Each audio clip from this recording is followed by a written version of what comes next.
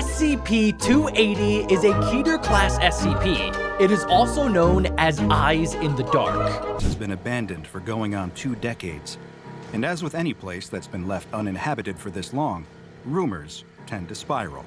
Like Of course, what? there are the more mundane explanations for why the 2-story, 4-bedroom home on the end of a nice street lays in semi-ruin.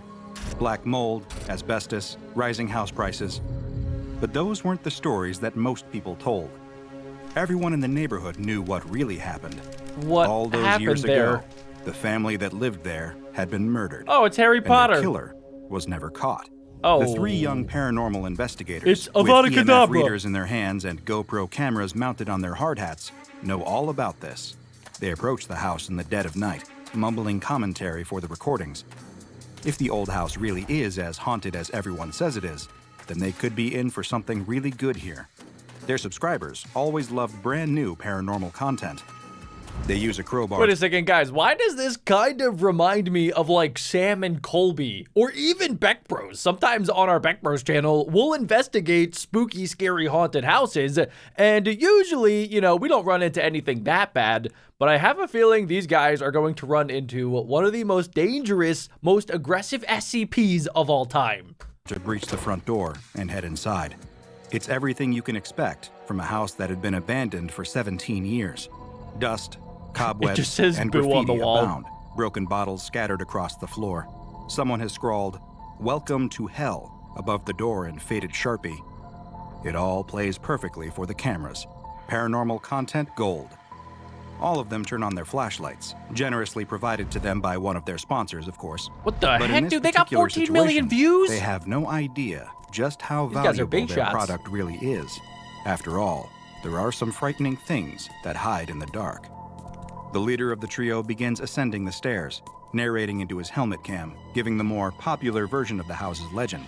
The perfect suburban family, torn apart, literally, by a killer hiding in their home. Oh my The family had all been gosh. brutally murdered by someone in their home, but the police never found any sign of unlawful entrance or exit. So guys, I wonder if the family was killed by the SCP or if that created the SCP. Like, obviously the SCP, we know that it's called Eyes in the Dark, but we don't really know much about what it actually is. Like, is it a ghost? Is it a demon?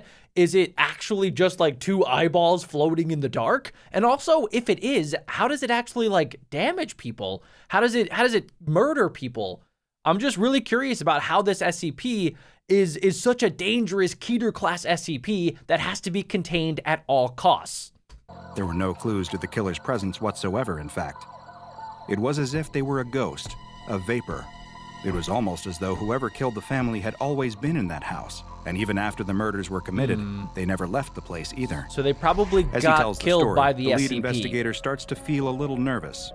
Even though he himself doesn't really believe in the supernatural, he just plays up reactions for the views, he still can't help but wonder, should I really be here? Am I making a terrible mistake? Is there a chance that whatever did this all those years ago could still be in the house, waiting for me? But he pushes those thoughts from his mind. This gig is too valuable for him to wimp out now. And really, what are the chances that something actually dangerous would be lurking in the house? Guys, I feel like this is exactly how some of the biggest ghost hunting YouTube channels are. Like, I feel like there's a small part of me that believes that they don't actually believe in the supernatural, that they're just playing it up for the cameras, and that they're getting really good reactions, and they're getting views from it, so they gotta keep doing it. Kind of like this guy right here. Like, he doesn't really believe in it, but he's getting paid to do it, so you might as well. But then, what if something real actually happens? Will you believe it? Will you even think that it's real? Will you treat it as an actual danger? Or will you just be like, nah, you know, this is great content. Let's go ahead and let's keep filming. The other 2 investigators are still looking around downstairs, sticking together, their flashlight beams slicing through the darkness. Their boss always insists on going upstairs first. He demands the glory shot, after all. Interesting. So that guy's the in rest charge. of them searching the downstairs living room, dining room, and kitchen, where the best they can hope for is maybe a particularly haunted-looking dishwasher. It's why the younger of the 2 is so surprised when they suddenly feel something happening to their body that they've never experienced before. What? Wait, do you guys In see an the little instant, glowing their whole particles? body convulses with an involuntary shudder. They feel the temperature drop, and the world gets just that little bit darker. Okay, guys, temperature dropping is a key indicator that there is a supernatural presence. At least that's what it said on the ghost hunting TV show that I watch. The way they can describe the feeling is impending doom. Like any moment now, something terrible is going to happen. But almost as soon as the feeling begins, it's gone. That's Intensity so dropping. weird. The dread starting to dissipate, as though whoever or whatever caused this feeling literally passed right One through of them. the ghosts went Their fellow through that. investigator And it's not asks even a them if ghost, they're it's an okay. SCP. Of course, they nod and force a smile. They're Look, fine. wait, guys, look in the background. Do you guys see those little glowing particles? I don't know if those are SCPs or not, but they were not there a little bit ago. And I mean, based on the name, Eyes in the Dark, this SCP could be right behind them, and they have no idea. It's just a spooky place is all. Atmosphere like this would get to anyone. Meanwhile, the lead investigator is exactly where he wants to be, ascending a rickety stepladder up into the attic. The very same attic where, all those years ago, the police had found what was left of the family. And from everything so he'd they read were on the in subject, the attic. their remains weren't a pretty sight, even by true crime enthusiast standards. He enters the attic and shines his flashlight around, capturing all the dusty old boxes left to rot in the Guys, cold. keep an eye He's out for engrossed in the little macabre shining spectacle of what had once eyeballs. been the worst and final moments of a group of strangers' very real lives. The attic is full of spider webs and shadows. They're so ubiquitous that as the lead investigator pauses to tell his camera the next chapter of the grisly tale, he doesn't even notice one of the shadows peeling off of the wall behind him. What? It wafts The silently heck? towards him like a gust of midnight Nah, air. bro. Nah. Little by Get little, out of there. the Go, blob go, of go. Turn shadow around. starts to take on a vaguely Wait, human I thought these shape. were supposed to be like eyes in the It dark, leans not a forward in the shadow. investigator's direction, arms Oh. extended like a classic movie monster. Dude, look at that. Look at Long, it. Dark claws What? slide out of its The shadowy hands. heck is happening? Downstairs, the other two investigators hear the most Oh, my terrible boy dead. scream. He is For deader moment, than a the more fish in a fantastical Walmart thought on a crosses their Tuesday. minds. Could this be one of the tormented souls of the departed family, longing to be heard after years of silence? I don't. Why would they think that? Why do they think that it's a real life ghost? Especially when they know that their friend is upstairs. Why would they think that a ghost is the one screaming? No, this is your friend being absolutely pulled apart by an SCP that's a shadow on the wall. I thought it was going to be eyes in the dark, but no, it is a shadow on the wall that is currently destroying your friend. Then it occurs to them that they recognize the scream. Well, yeah, It belongs to their boss. it's about time. The two of them charge up the stairs, flashlights in hand, as the screaming starts to become more desperate and pained, like that of a wounded animal. Okay, with its somebody leg should caught in a really trap. call the cops. Those terrible wails are echoing down from the open hatch leading into the attic. It's so dark up there, something must have broken his flashlight. That's when they notice something else. Red, dripping from the open hatch. For a moment, they He's hesitate, dead. wondering what could be going on up there. Could they really help, or would they just be running into the danger themselves? But soon, their desire to save their boss's life overpowers their They're fear. gonna do it. They're gonna do it. They grab the ladder and start climbing, feeling the dripping blood on the worn wooden rungs. When they finally get up into the attic, it feels like the scream is coming from everywhere, bouncing off the walls in a Where terrible, echoing is it? cacophony of pain. They turn in all directions, hovering their flashlight beams around the room in wide, sweeping arcs, until both fall on the source of all this terror. And when they see it, they can't help but scream too. Did he get turned into an The lead SCP? investigator's body Oh, is no. floating about a foot off the No, ground. he did not. His screams now fading into pained gurgles. Something huge and dark is lifting him up with one Oh, hand and no. sinking the long, dark claws Oh of its my other gosh, into his it's neck. no longer a The shadow. second the twin flashlight beams It's like a concentrate on the Demogorgon creature, it upside drops down the lead creature. investigator's bleeding body down onto the ground. His skin slate gray, his feeble twitching slowing to a halt as the last of his life drains from him. He dead. Two glowing red pinpricks open up in the face of the dark figure. It's Eyes like Vecna. terrible, It's burning Vecna coals from Stranger etching themselves Things. into their memory. Like smoke, it continues to glide backwards And then further, it's seeking refuge in the gone? dark, a safe haven amongst the other shadows. Oh.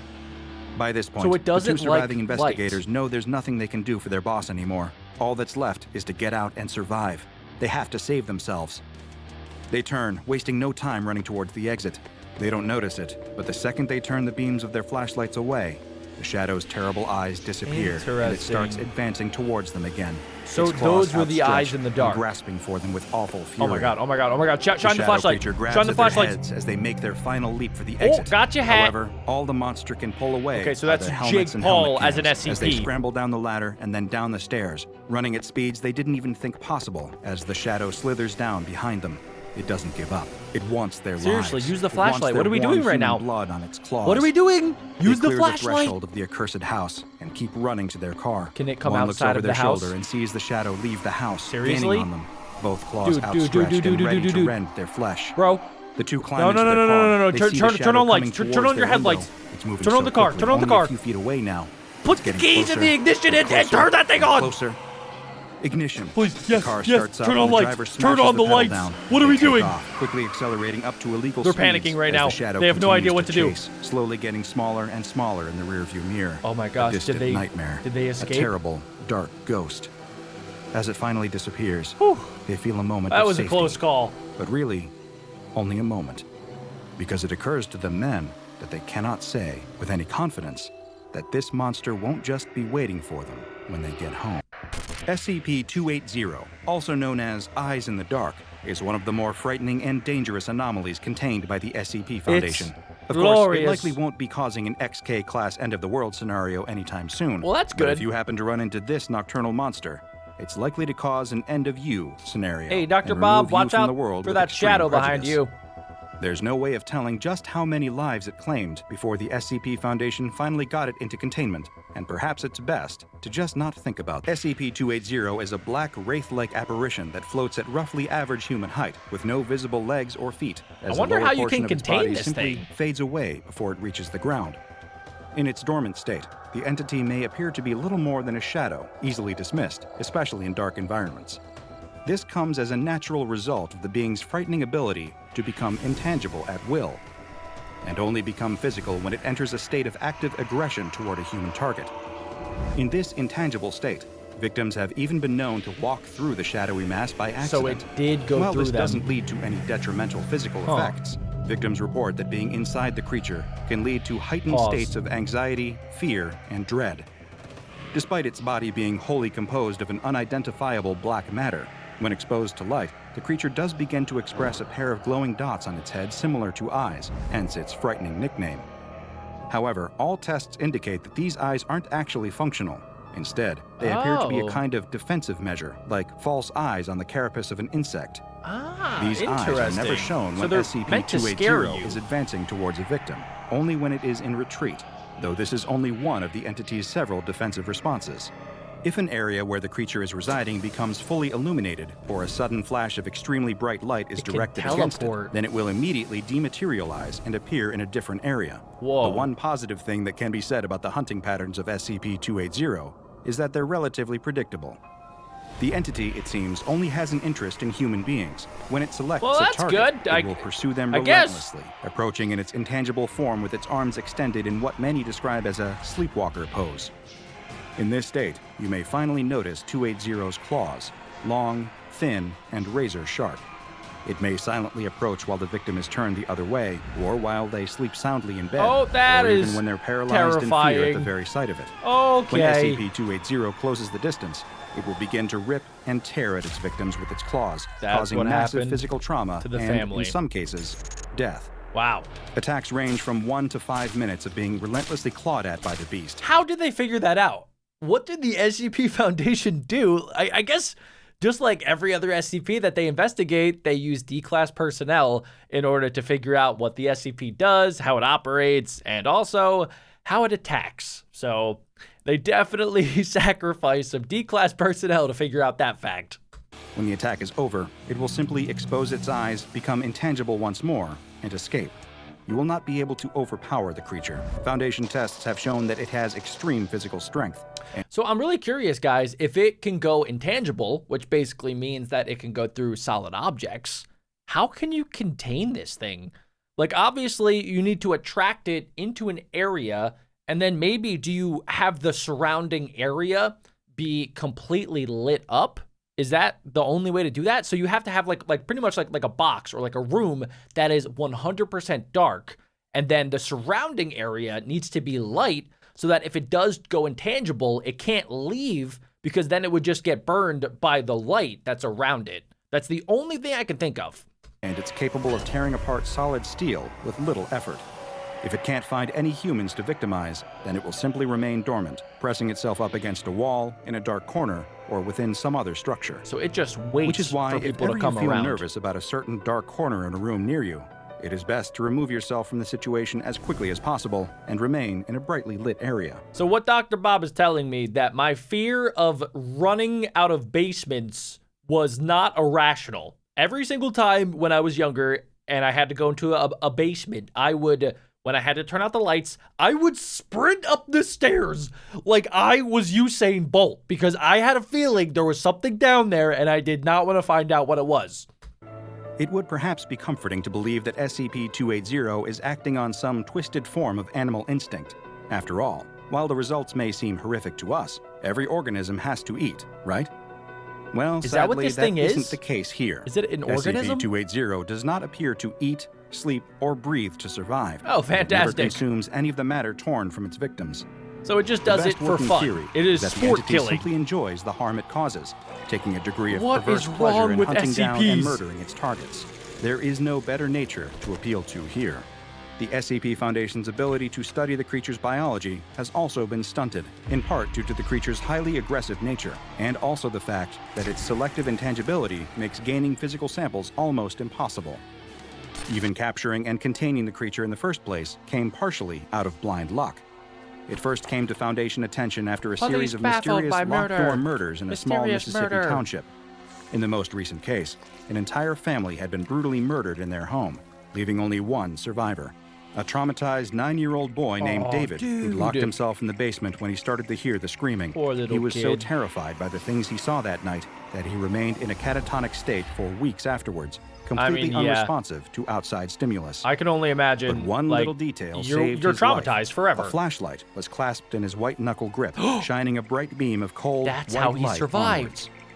When David was removed and placed into medical care, officers began searching the building for any kind of clues as to how the other 4 family members were murdered. However, during this investigation, the police were just as vulnerable as the victims who'd been so recently slain. Oh, wow. While one officer was wandering around the attic, looking for any evidence they may have missed, SCP-280 emerged from the darkness and attacked, tearing into his body with its long, deadly claws. What? Luckily for the officer in question, he survived the incident, though he was badly wounded. His Wow. report on the matter, including the ardent claim that he was attacked by a being, quote, made from black smoke, caught the attention of SCP Foundation operatives embedded in the precinct. Okay, They that's soon took good. over the That means that investigation they and can descended on finally the get house, this thing. hoping to tag and bag whatever had been behind all these deaths. Yes, tag and This bag. would be easier said than done. While Foundation field agents canvassed the home, they simply walked past the creature multiple times. So at this point, they have no idea what they're looking for. They literally have only one piece of information, and it's that the police officer got attacked by black smoke. So if you're going in there, you're probably just going to be looking around for like black smoke, but you're not going to be looking for like a shadow on the wall. So I have a bad feeling one of these SCP officers is going to get attacked. Discounting it as a mere shadow. After all, it only had these easily identifiable glowing eyes when it was in a retreating position. Even when it entered its physical state, operatives brushing up against it generally dismissed the sensation as hair, clothing, or some other object touching them in the dark. Also, why did they not This just turn on the already lights? bungled investigation got even worse when the Foundation decided to introduce high-intensity lights into the equation, hopefully flushing the creature out. So that's going to This, make of it course, angry. only caused it to dematerialize and appear elsewhere. The chase ended in an almost farcical fashion. A cavalcade of Foundation agents chasing a cloud of sneering black smoke across a Mississippi field at 2:30 a.m. Thankfully for the human Just race, another day in the entity SCP was, at Foundation. the very least, eventually secured and contained. However, So they basically use flashlights to like scare the SCP into this room in the SCP Foundation. this wouldn't be the last time it was out of containment. Oh, it During a escaped. series of tests with different types of illumination, intending to test SCP-280's reflexes, it disappeared from its chamber. It seemed almost to sink through the different levels of the illuminated site before coming to rest at the containment chamber holding It went SCP-1591. into a different This made for a container. fascinating accidental cross-test. You see, SCP-1591, to put it simply, is a unique sculpture of a star that emits an incredibly bright light. That's This not light gonna will slowly work. make any being subject to its glow intangible before disappearing completely. When SCP-280 came before SCP-1591, it displayed its eyes, but did Huh. not retreat. In fact, It assumed a kneeling position and simply remained before the anomalous sculpture until it What? faded from existence. It wait, then remanifested in its own containment chamber several hours later What without the incident. heck? All things considered, it went pretty well I as guess far as so. containment breaches involving deadly, human-hating monsters go. That could have been way worse. Because of its what if they like merged together to create the ultimate like black hole of darkness? That actually would have been kind of sick. Ability to demanifest and phase through solid objects, SCP-280 is incredibly difficult to contain, earning it the dreaded Keter object class. In order to avoid the risk of demanifestation, SCP-280 is contained in a 5x5 meter cell that is perpetually left in a state of total darkness. Okay, that's No what I said equipment is to earlier, be left in actually. the cell unsupervised at any time, and any items brought into the cell for testing must be removed when the testing is complete. Any staff members entering the chamber for tests must be equipped with infrared goggles, an infrared ID strobe, and also a strong flashlight to ward the creature off in the case that it becomes aggressive. Huh. If SCP-280 does attempt to attack anyone in the chamber, all attending staff are instructed to turn on their flashlights and turn the beams against the creature. That is so No aggressive dangerous. action is permitted, and staff members must remain at least 1 meter away from SCP-280 at all times for their Wow. own safety. And if you suddenly feel yourself getting a little nervous in an eerily dark room, I'd like Okay. you to remember this. Yeah? One thing more